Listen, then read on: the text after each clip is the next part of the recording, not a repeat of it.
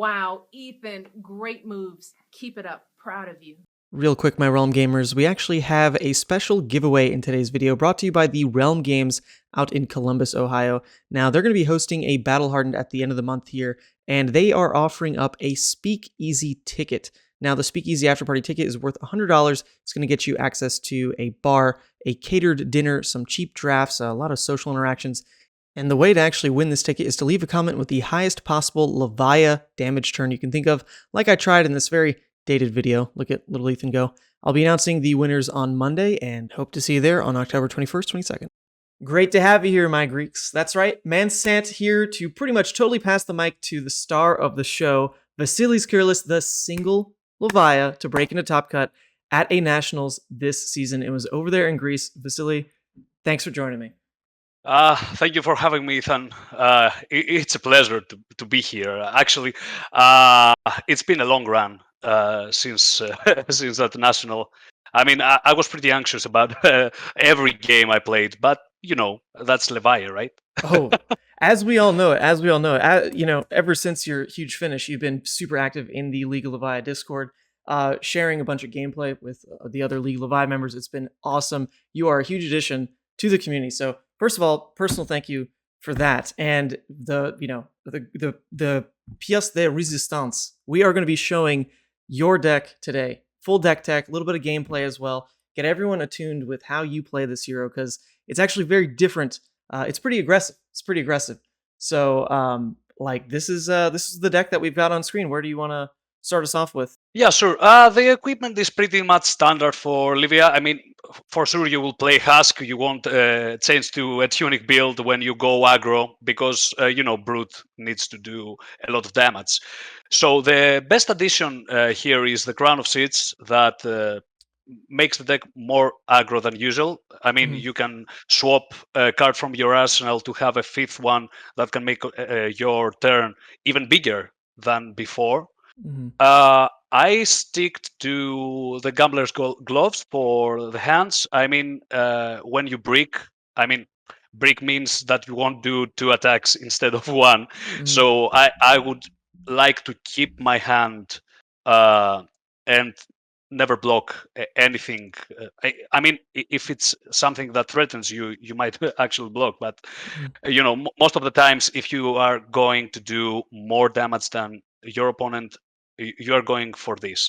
So this is my safeguard to the rolls of 1. Okay. And if something goes wrong, like I rolled a 2 or a 3, I just go for 1 attack and then arsenal something valuable for the next turn. Well, that's actually, there's something to mention here. You're talking about multiple attacks in a turn. And so just to actually intro like what full aggro Levia even means, is that what you're really doing with this deck, right? Is trying to attack for minimum 12 a turn. That's kind of been your ethos. You've said it a bunch on the Discord. If you swing for 12, that's okay. Don't cry about your turn.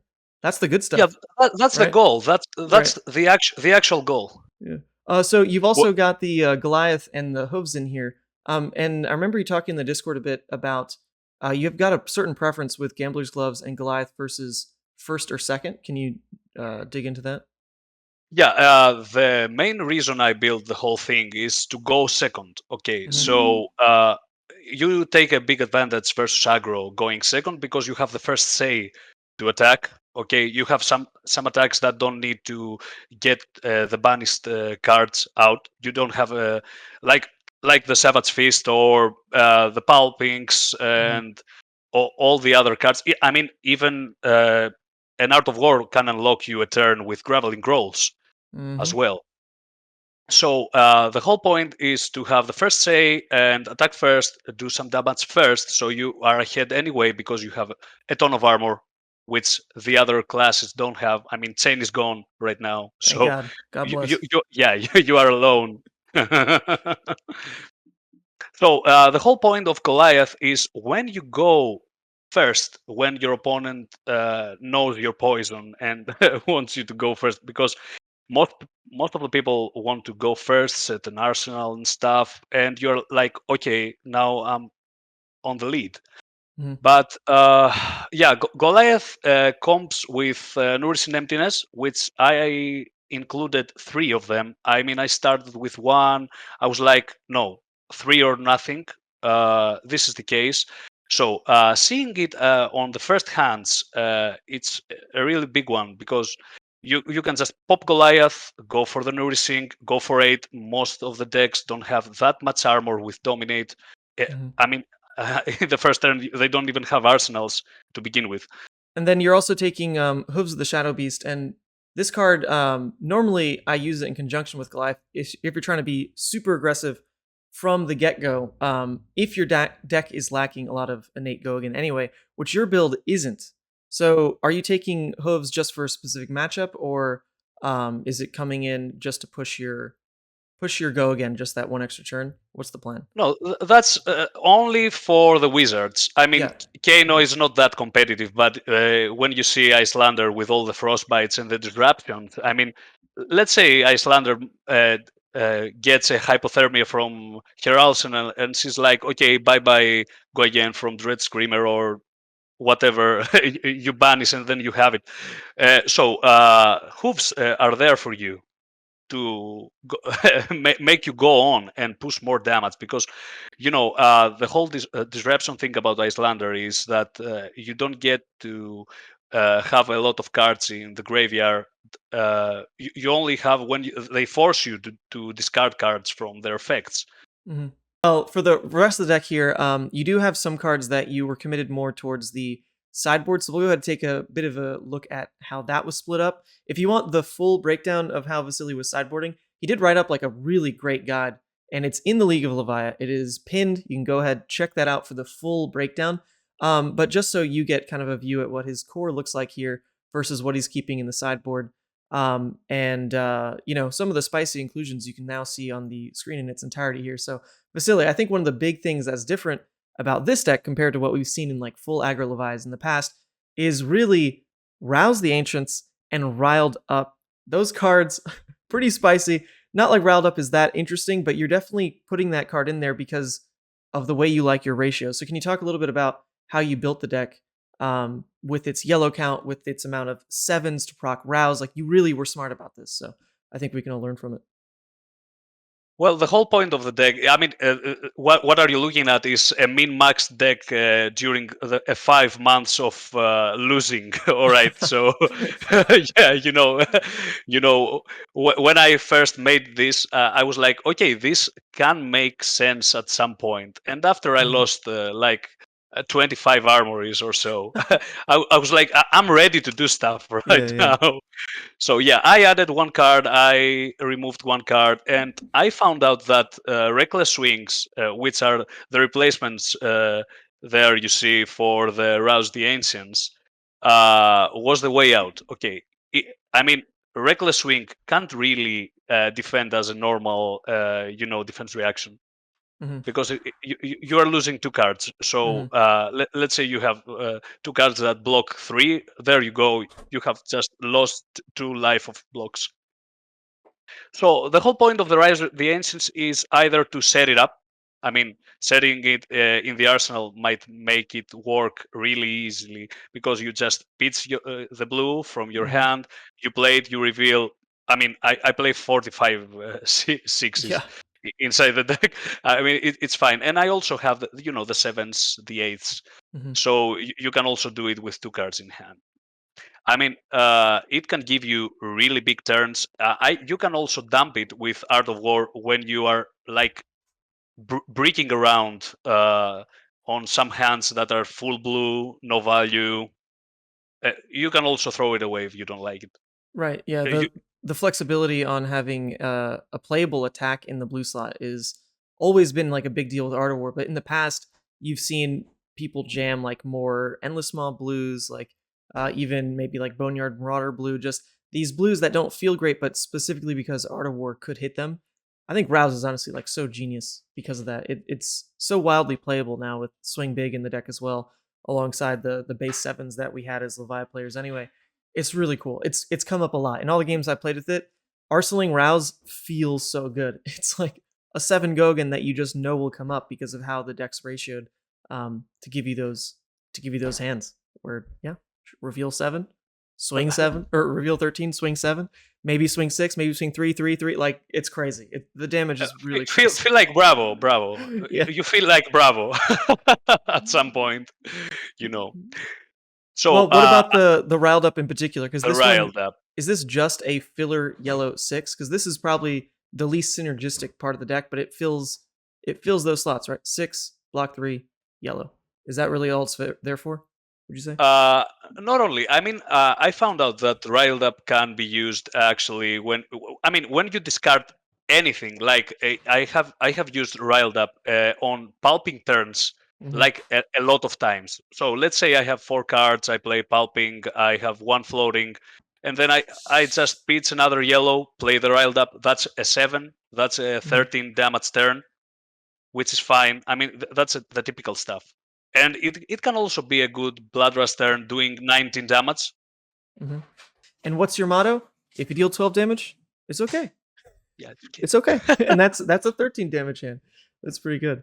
Okay, so the other cool card in the lineup here would be Savage Feast. And this is one I've always really liked in Levia because the cost curve makes so much sense if you're like holding a card for Arsenal anyway. And of course, like if you can lead with it in Art of War, it's another clause enabler. How does this card feel for you? Because a lot of people love it, a lot of people hate it. Where'd you end up feeling on Savage people Feast? shouldn't hate it. I mean, this is the only way, guys, to do more than 35 damage on a turn. Okay, so let's say let's say you roll like 4 plus, okay, and you have a Bloodrust turn, and you don't discard the Savage Fist.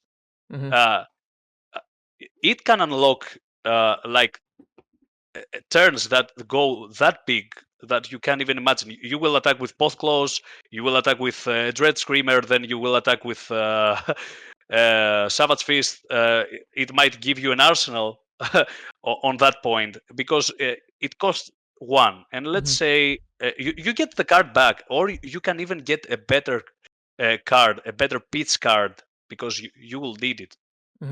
Okay, well, cool. That's I mean, beyond that, the core here, these are all just very tried and tested, good Levia cards. Especially like the full aggro package that you've jammed in with Pulping and Wild Ride.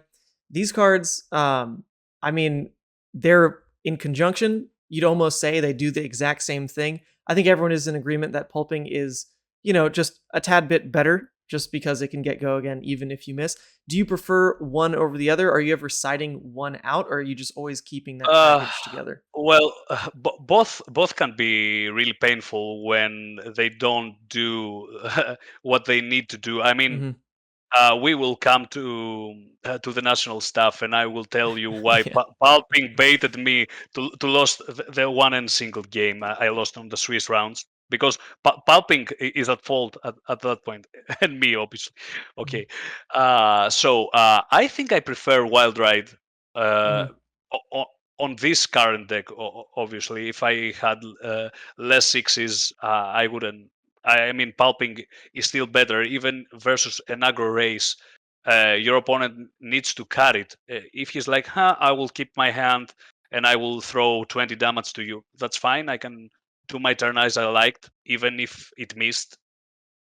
So I think Pulping is valuable, but I trust Wild Ride a little more at this point. Yeah.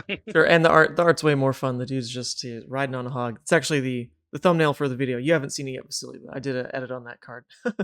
Okay, well, actually, speaking of your run itself, you had an amazing run at that Nationals, like we kind of said at the beginning. You were 5-1 going into the top cut, made it all the way to top 4. I'd love if you can, give us some of the highlights of that run. I'm sure, it was a day full of Levia games. There were ups, there were downs. Go ahead, give us the run through. All right. So let's start from the very beginning, which is not that cool. Okay. I'm working shifts, so I had a night shift. Okay, and I came home like 7 a.m. in the morning. I slept for 1.5 hours, and then picked my deck and went to the nationals. Wow. Okay, so I had no sleep. I mean, I didn't sleep more than 2 hours. And then also I had to go when I finished the nationals. I had to go to work straight away. So that makes me like 1.5 day awake. Waking. So Sheesh. I was super tired. I was like, okay, let's play this. I mean, I came here for free. It's fine. So I started the tournament versus an oldie. This was a new guy, but he's really a strong player because he played some card games before. He knew what to do, Mhm. and we also tested a lot, which made him a lot worse opponent that you could expect. So he knew what to do. His Mhm. only way to beat me was just to go aggro. And actually, for the first 3 turns, it really, really, really worked. Like he attacked with Okenold, and he hit the right cards, and then he pulping the Eye of Ophidia. That was Ooh. his first turn. Yeah, yeah. And I lost Eye of Ophidia turn 1, and I had an amazing Bloodrust turn. And I Dang. was like, yeah, okay, I need to turn this around. So the main problem was that at some point at the game, he got a bit scared and he started blocking me. So the whole thing, the whole tempo he had was like bum gong. Okay, so yeah, turn after turn, I licked damage, more damage going on. So right before I fatigued him, like he had 10 cards or so in his deck, he died from my out damaging Oh, nice. on the turns. So you're saying, so you were actually going for kind of a full deck out strategy against the Oldhim, where you just want to present so much damage that the Oldhim's basically forced, well, I need to start blocking 12 a turn, or I'm just gonna die. Um, is that how you try to shore up that matchup? Because against other Oldhim opponents, I've normally tried to go for like a bit of a tall game plan, closing with like dominates with Writhing Beast Hulk, stacking it tall with Howl, and you just kind of like end the game. You find your engine and you just end the game. It can happen pretty early. But are you playing like for the long game there? You are just really trying to get them to kind of either get to zero in deck or just have a deck full of 2 blocks and then just fold eventually? Yeah, if I don't pitch like an idiot, this works, Yeah. right? So yeah, I calculate everything from the start of the game, so I can have cards rolling over that can banish stuff. I'm not greedy on that Hmm. matchup at all. I add the yellow dread screamers. I Hmm. add the rest of the endless moss and the fourth Deadwood Rambler, and I Hmm. go for 66 cards versus Oldhim. I mean, I have time. I have a lot of time. What can possibly go wrong with a hammer for 4 frostbite? Right. Well, hey, even less can go wrong now. They can't rip a Pulse of Eisenloft Oakenold just out of nowhere, and they can't keep pitching Pulse when you go to that kind of fatigue state against Oldhim, right? Like you'd probably have to face down that card with your playstyle against Yeah, it, 3, 4 times. Well, now you just don't. yeah. Because I mean, the whole point was to fatigue them. So yeah, let's say they have 10 cards. You see that card each 2 turns, Yeah. like over and over and over and over. Yeah, yeah. Imagine them having Heart of Yandel as well. Right. Yeah, Right. yeah, Well, at least that's a non-black, so hopefully you can smack them when they yeah. draw it. But that's cool. So you wrapped up round one against an Oldhim. Just you can kind of speed run us through what else happened to get you to that top four there.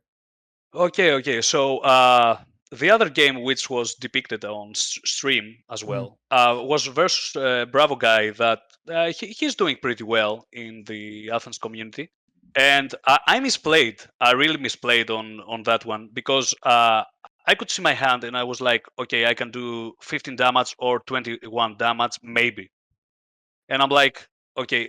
At that point, my brain freezed. Like I didn't think anything, and I was like, yeah, okay, I will start with pulping. I can do 21 and end the game here, and it's fine. And I Mm-hmm. play the pulping.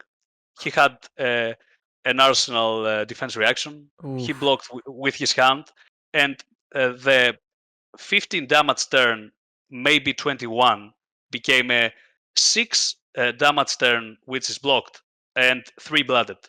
Okay, Okay, a few. At least only 3. At least only 3. My yeah, word. but that was. I mean, this was the turning point, and I didn't make it. And then I started getting crippling crust all around. Mm. So we went down to 1, and for 3 consecutive turns, I didn't see my reckless swing that I pitched at some point on the deck. I mean, I searched my deck afterwards, and it was like uh, lower than I expected.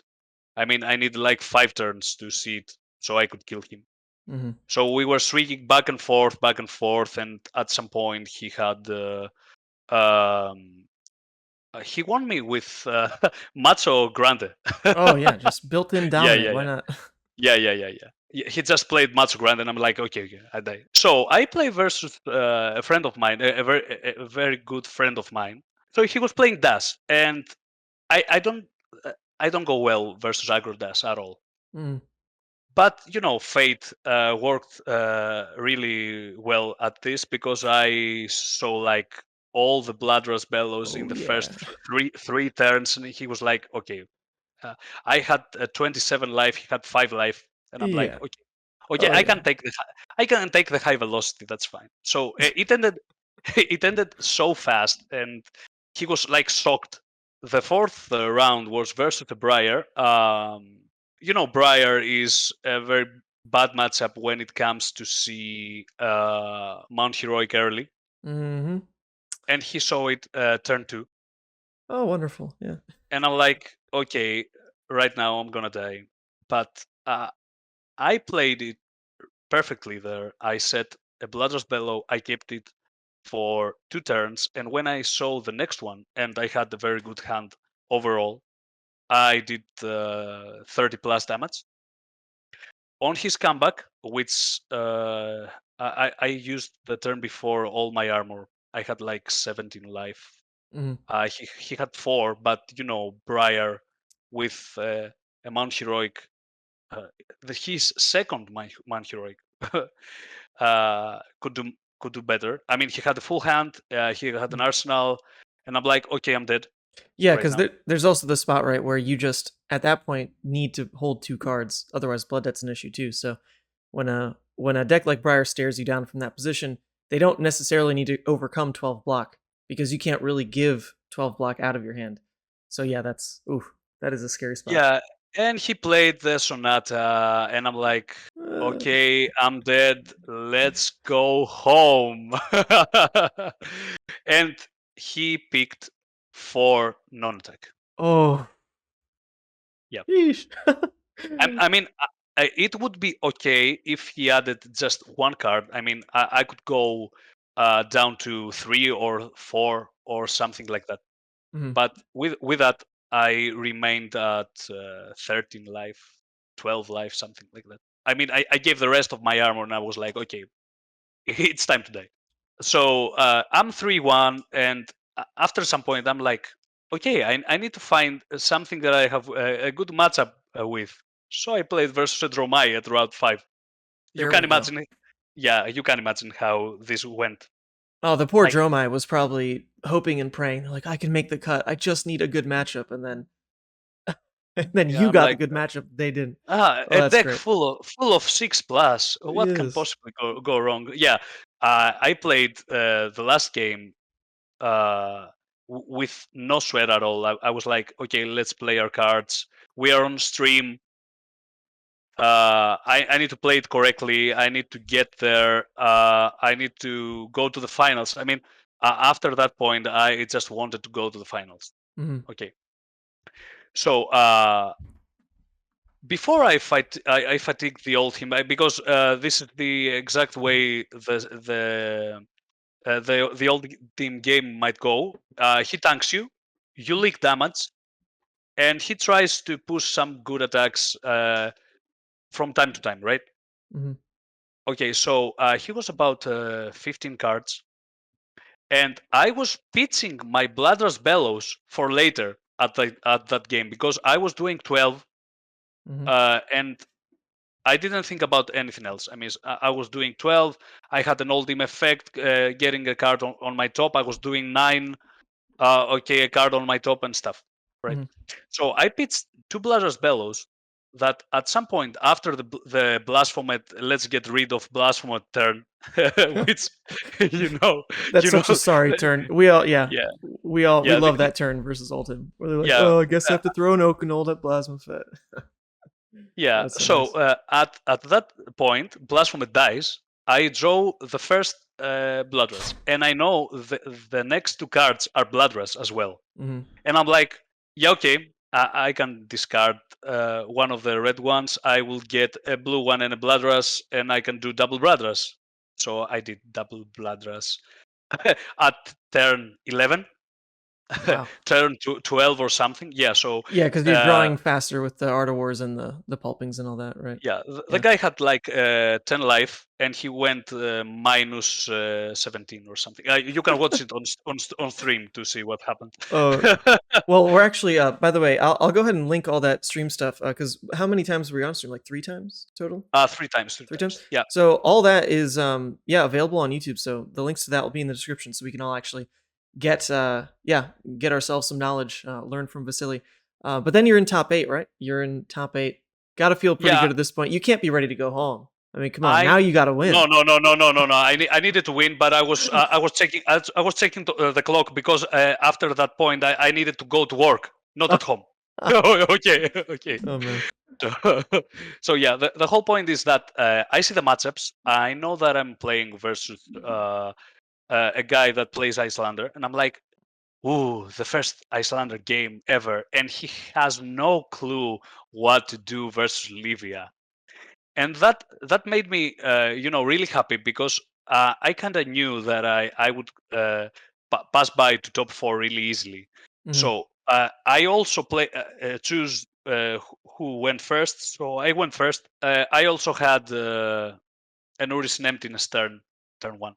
And the game goes like this: I attack with a big one. He plays a disruption. That's fine. Okay, I'll set an arsenal. And because after a point, after back and forth, and he was doing a lot of damage, I was doing a lot of damage. I had, I think, 11 life or something. He had 1, and I'm like, okay, I can do 7, and he can block, or I can play pulping. I checked his graveyard. He had all 3 oases in his graveyard, and I'm like, okay, no fucking surprises. I'm gonna get this. And I was like, okay, I might actually.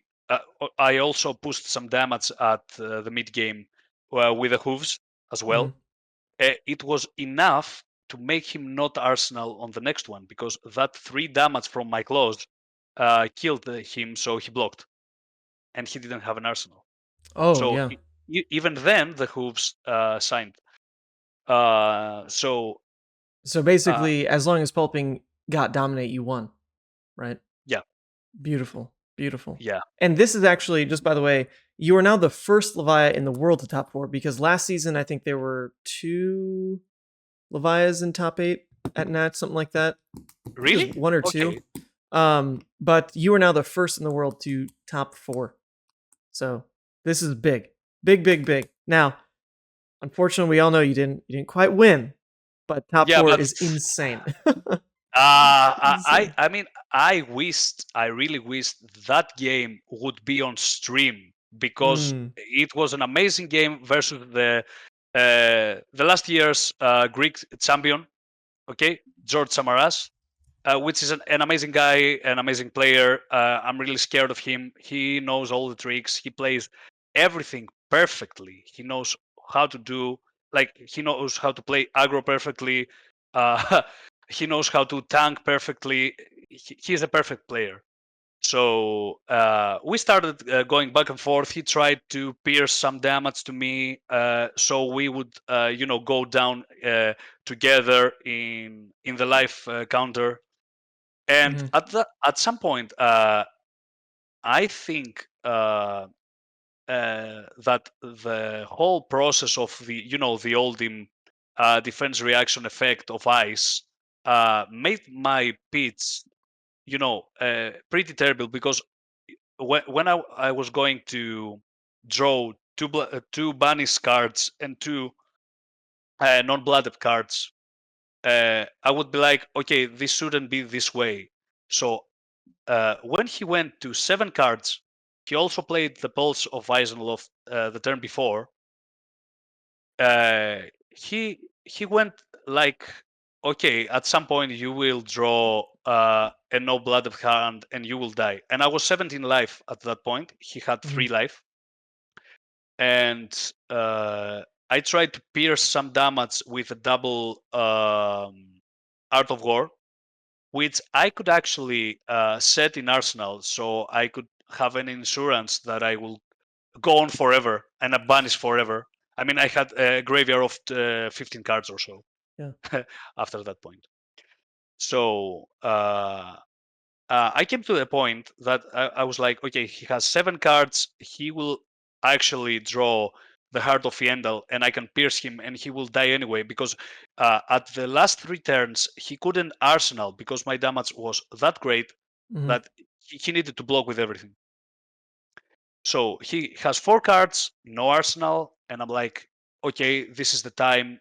He also had Tunic. Okay, this was the only armor he had. And he played Spinal Crush. I saw my hand and I was like, okay, I'm dead. I had Riled Up, Wild Ride, Wild Ride, Regerom. Okay. And I'm like, how the actual fuck this happened? I pitched correctly. And I'm like, okay, Old Him effect made it this way. Oh, I mean, yep, because disrupting you by know, putting a card on top, sure. I would get the Wild Ride and the Riled Up on the turn before, and the 2 Regeroms with a Blooded card that was coming the turn after. Okay, so it went that way, and I'm like, okay, I will take the Spinal, and I gambled on only one way to win. All right, my hand was 13 damage.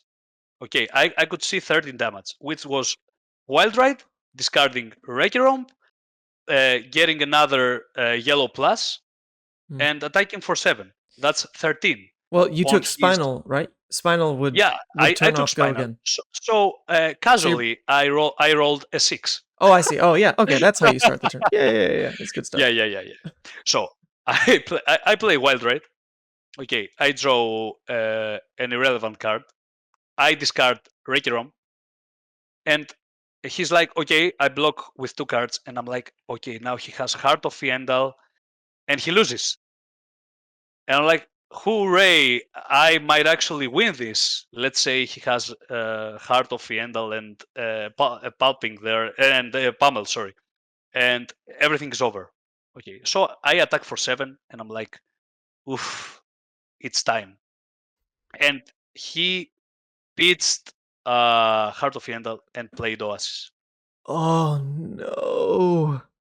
Yeah. That combination, not like this. Yeah, and he played Oasis, and I'm like, oh, fuck. Okay. Yeah, that's 5 plus 1, 6. Yeah. That's 6. Yep. All right. Well, hey, that's a glorious way to go out because you mathed it out to pretty much any other scenario being a win. So that's even the 6 was there. The 6 was there.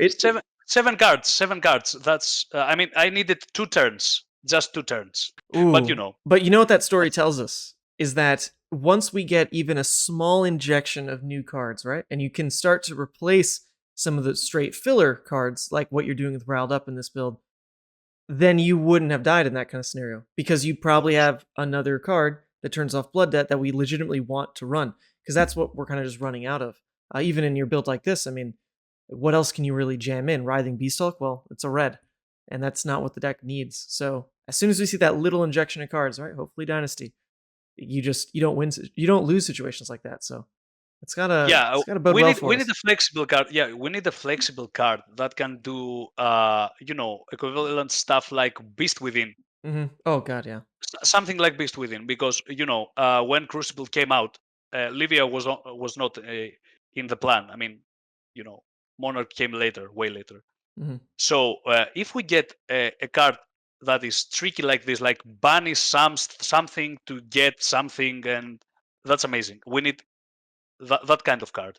Vasily, I just want to say thank you so much for your time on this video. It's been Ethan, super cool to have I you. thank you so much. It's an honor to be here. It's an honor to, enlighten all the Levia players around and show my tricks. Hey, that's what we're all about. It's the League of Levia. It's not the League of Mansan. It's about all the players here. So really happy to finally bring you out, share your win with people, and inspire a bunch of new Levia players because we've been crushing it on Talishar, quite frankly. And we'll get that game coming to you pretty soon. So let's go, my Levia players. We've got Vasilis back, and he's going to be helping us pilot his deck from his point of view. Unfortunately, it is my hands on the keyboard, not his, but we're going to be talking through the game, getting all of us, in tune with how Vasily plays the deck here. So, Vasily, thanks for joining me again, and also thanks to this Dash player. Very much. Dash player apparently joining us in this lobby too. Hi, good luck, have fun. What do you feel about this matchup? How's it? This is a 50-50. Like, ooh, yeah. Well, 50-50. We're gonna have to play pretty tight. This is a matchup where it looks like they chose to go first. He went first. Yep. So we play the typical standard build. All right, and then we're not touching anything either because he gave us second. This is what the deck's built for. Mm-hmm. Okay, let's see it. All right, so the Dash player took first here. Looks like they started with an induction chamber, and I mean, it kind of tells us right. It's more of a control dash or a mid range at least. Oh wait, what? All right, well. Okay, wait, did he take that back? What's happening already? It looks like he pitched High Octane, a combustible. He's just cycling his hand. That's what he's doing. He's cycling his hand. I get it. All right, well, he passed into us, only filling his chamber and pistol. That's given us a pretty free opportunity here to just jam Blood Rush off 4 if you're feeling it. We are going for We're going to go for it? Yeah. Okay. Let's see it. Okay, nice. Well, very, very playable. Very playable. We'll go without an arsenal, but we're still going to swing 18. So we can't feel bad about that, right?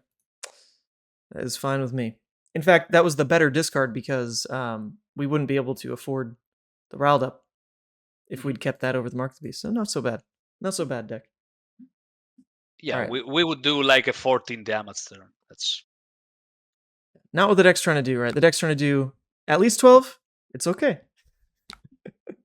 But this is an 18 damage turn to start. The one weird part is going to be Mark the Beast, ramping our blood debt to 1. It's not the biggest deal. We're keeping Graveyard at 2. We're going without Arsenal. It's okay. He already blocked inefficiently on this kind of turn, so... you can see, Ethan, that the whole thing is that our opponent plays Chamber, and we don't care about Dash players that play Chamber because they are weaker than the standard ones that might push you before you can lay eggs. Yeah, that's one way to put it. No, I definitely think mid-range Dash, which is what it looks like because he's running like the High Octane specifically. Because some aggro dashes still take Induction Chamber, but he's built more mid-range from the looks of it. And this matchup's always felt pretty good with Levia.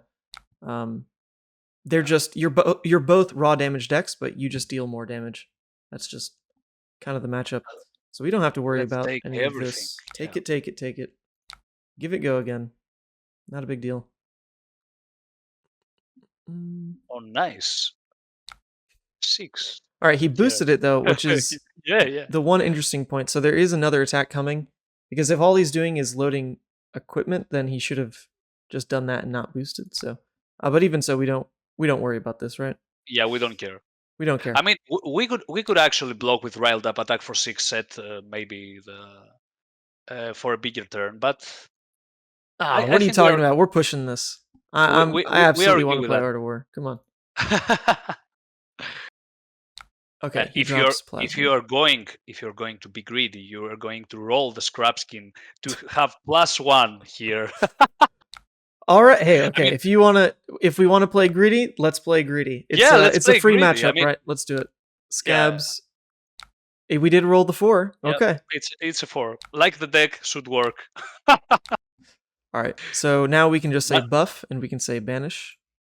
Yeah. Do we banish the riled up or do we banish the other card? I mean, banishing Marauder right now might give us a chance to play freely and have Gradient. I'm feeling I don't know. Graveling, right? I'm feeling a Graveling. We have 6 in the deck. I'm praying. You, I you feel do. it. I We do. have 5. We don't have 6. Oh, that's right. 5 in the deck. All right. I would still Okay. banish Okay. Riled Up. What do you think? Okay. Banish riled up. Banish You Riled don't Up. like the card. You don't like the card. Okay. This is fine too. Hmm. Okay. So since it already, oh, we didn't choose Go again, so we can actually. Yeah, we will go. We don't want to lead with the pulping though. We lead with Boneyard and then pitch to pulping and then Claw. Would be I our would most actually. damage. I would actually go with Boneyard, Pulping, then a Claw. Yep. Nice damage. That's looking like a 17 damage turn minimum. We could discard like a Beast Within. That'd be kind of nuts. Push it higher. Not likely, but okay. He blocks down with 2 reds. We can do this. Okay, so it doesn't gain the dominate here, so he can turn off the turn. Looks like he's not though. But he won't. He won't. He's greedy. He wants his counters. So we do cheese in our extra 3 damage. Yep. Not bad. Not bad. This is this is the case with aggro decks and pulping. They will never try to block the pulping, like at all. Well, if your blood that's in a spot, they should. Do they though? Yeah, they normally don't. They should, but they don't. Well, we can actually have our rouse turn. Look at that. We drew into it. Yeah. Yeah. 15. That's 15. Showing it off. Look at this. Beautiful. God, it's so juicy. We take a blood that. Who cares? This is a 15 damage turn. Who cares? Even if it was a 5, it would be okay. Still okay. And he's blocking with some interesting inclusions. So I don't know what his deck's exactly built for, because this is not much of a mid-range card. That's like full aggro. But then he went the item route. So maybe it's a case of the Dash isn't quite sure how to sideboard into Levia. Because one of the beautiful things that's happened with Levia is all through the Starvo chain season, the most successful version of Levia was the control Levia. Not a very thematic way to play. It was like the pummel, the tunic, the CNCs, swing big. But that version became really popular. Like it did really well at the calling Utrecht. I won a ProQuest with it. A couple other people did in Taiwan, or not a couple other people, but Shang Tsung did in Taiwan as well. So that was like the popular Levia. And so people have sometimes gotten used to that. So maybe that's what happened with this Dash, is he assumed he can't go full aggro because we might be the control Levia. So he went a little bit in between, and now he's all the worse for it. It's definitely something that happens. I don't know if you've run into that, but I love it when that happens. Oh, yeah, we take this. I really don't like the whole. Oh, wait. What? Oh, we're taking. Oh, come on! I didn't ask you, but we're taking this because look at our hand. No. I would actually play the crown here to make it even better. We needed the blue one, right? So I would, roll for the. Oh, I see. Yeah. Oh, I see. You're trying to. It's still 14. It's still 14 damage, but I would like an arsenal and 13 damage, actually. Okay, so you're willing to risk. Let's take 3. Let's take it. Okay, you're willing to risk the crown on hungering. You're saying to try to dig for a blue. No, I would. Or you would do it on the swing. I would send the swing big, but it's still 14. It's fine. Okay. Let's go. I really hated that control, Levia. You wait. So you do, or you don't want to try to gamble it? No. Let's pass. Let's pass. Oh, I mean, the control Levia was basically a non-interactive deck. I don't think a lot of people were fans of it, but it was effective because you fatigued out Chain, you pitch stacked and beat Starvo. It was pretty nice. Yeah. It was a good deck for that format. I don't think there's a reason to play it anymore. All right, we did leave 2 misses. I don't think we were even in a spot to miss. We hit. We will make it. Yeah, we will make it 2 out of 2. Yeah. So we need to be careful about crown. Really, is what the next decision point will be, because that would put it at 3 in the yard. Yeah. So. Well, the max potential is to recycle a card from the arsenal. So we are on 25 life. We don't care about it yet. I would say. Okay, they decided not to get the Quicken here. I mean, they could have probably just sacked that card, gotten the Quicken, which is pretty good for them actually, but nope, they didn't want to. Okay. Oh, it was a non-block anyway. Okay.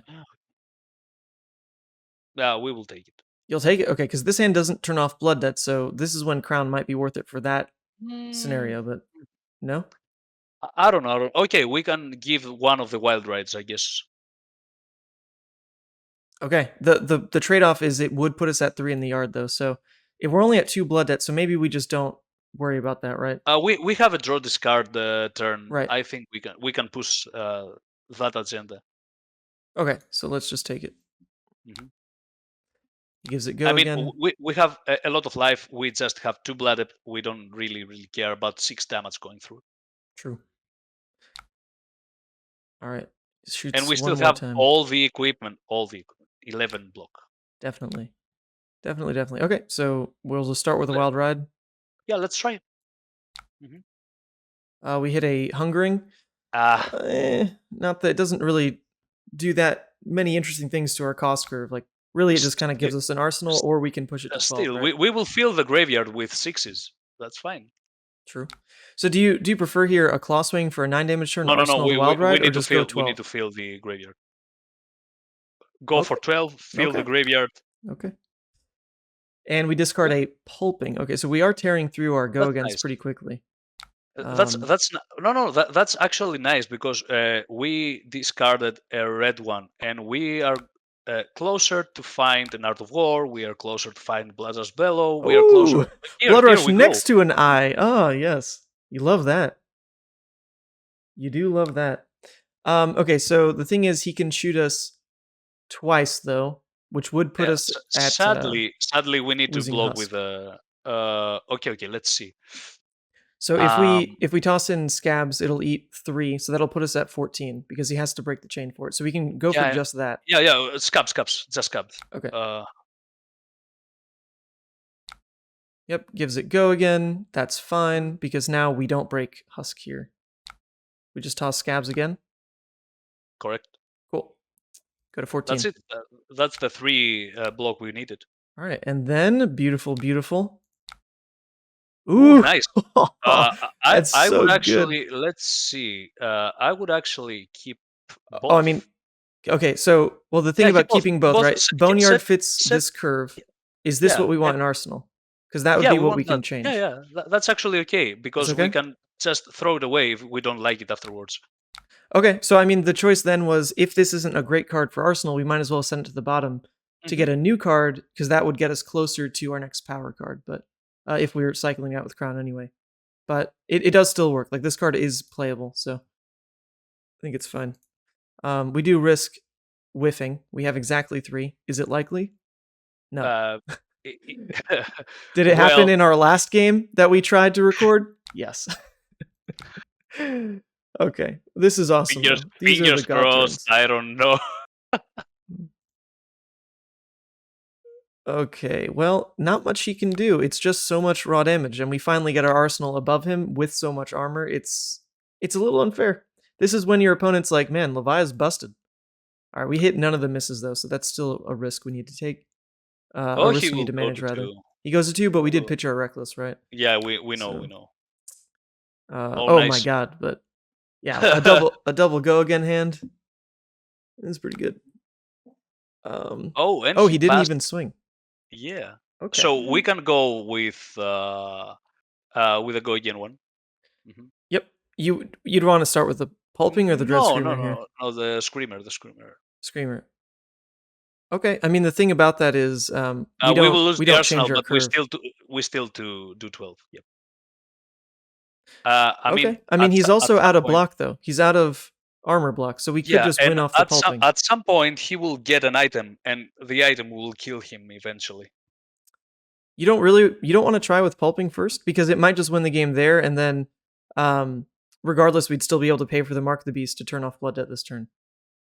I mean, okay, we can afford this. Okay, go for this. This is safer. I mean, but look at that Art of War that you just draw. Oh, like you just drew an Art of War. Okay, so actually, you're right. To be fair, it should have been Scabskins first. It should have been Scabskins first if that's the line we were trying to go. But it still worked. And that was a good one. Nothing we need to do. That was a win. Woo! 13-minute game, easy. Yeah, 12/5 damage per turn. average in 8 turns. Whoa. Yes. Can they see that? I think my face is covering it. You can see 12.5 per turn, as you said, and I love it. It's such a good catchphrase. If you deal 12, it's okay. No Arsenal. And it's so true. We played with Arsenal 1 turn that game. And it's kind of crazy because I think Levia. Oh man, I mean, Delta clean 100. That's kind of funny. Levia is a deck that can build for her Arsenal really well. She's got these combo hands like Dread and Graveling, right? That are really strong. You can put like a Blood Rush in there. You can put your Wild Rides, Pulpings, and really push what her 4-card hands can do. But it is beautiful to just play off 4 cards and still be a 12 damage deck. That's just good. It's just good enough, right? So it was good enough to beat the Dash. And hopefully a little bit of back and forth between us was helpful for all the viewers. This was our second attempt at catching a game. I think we'll call it good. We'll call it good on that, Vasily. How do you feel? I feel fine. I mean, the deck's tested. I true. don't need to say more. I just need people to see it themselves as well, because the deck is powerful. If you are not that greedy, I mean, at some point you need to be conservative, but you need to find out when this is the time. Mm-hmm.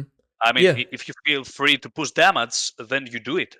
If it's like ensured that you are going to do 6 after 6 after something that has go again and goes on and on and on.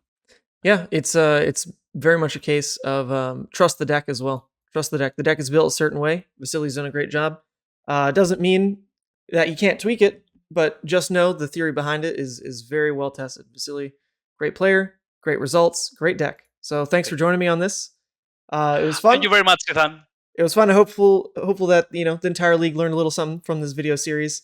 And as always, if you want to get in touch with myself, Vasily, rest of the league, the Discord, great place to do it. It's free. Join in the description there, League of Levia. So plug for that, and hey, see you guys next time. See you guys. Perfect.